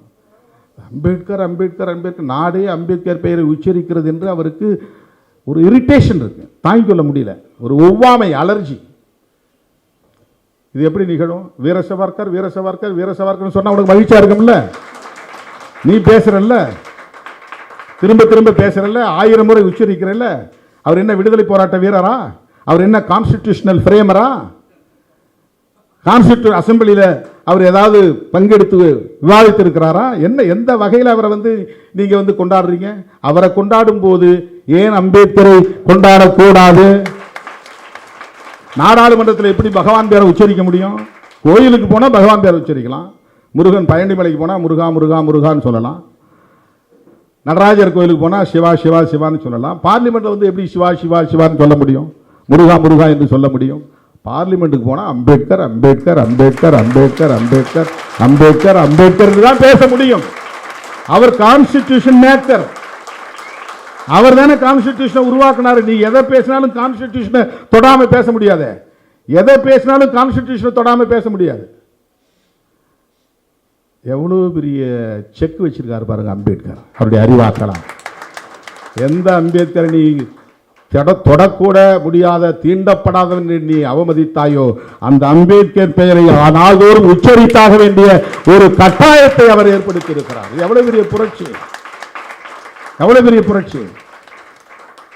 அப்ப அமித்ஷா ஆத்திரத்தில் சொல்றாரு. அது அந்த மனசுக்குள்ள ஆழ் மனதில் காங்கிரஸை விமர்சிக்கிறோம்னு நினைச்சிக்கிட்டே பேசிட்டு போனவர் அம்பேத்கர் அம்பேத்கர் என்ன அவர் பெரிய கடவுளா, என்ன அம்பேத்கர் அம்பேத்கர்ன்றீங்க அப்படின்னு அது ரூமுக்குள்ள சொல்லியிருப்பாரு. இங்கே அவைன்னு சொல்லிட்டார். அவர் ரூம்குள்ள சொல்லியிருப்பேன், எப்போ பார்த்தாலும் இன்னும் அம்பேத்கர் அம்பேத்கர்ன்றானு, என்னையா பெரிய தொல்லையா போச்சுன்னு உள்ள சொல்லியிருப்பார். அந்த எரிச்சலோட வந்தவர் இங்கேயும் உணரிட்டார். ஆகவே 1000 முறை உச்சரிப்போம் அம்பேத்கர் பெயரை, திரும்ப திரும்ப உச்சரிப்போம் அம்பேத்கர் பெயரை. அம்பேத்கரை கொண்டாடுவதற்காக அல்ல, அவர் உருவாக்கிய அரசமைப்பு சட்டத்தை உயர்த்தி பிடிப்பதற்காக என்பதை சொல்லி வாய்ப்புக்கு நன்றி கூறி முடிக்கிறேன். நன்றி, வணக்கம்.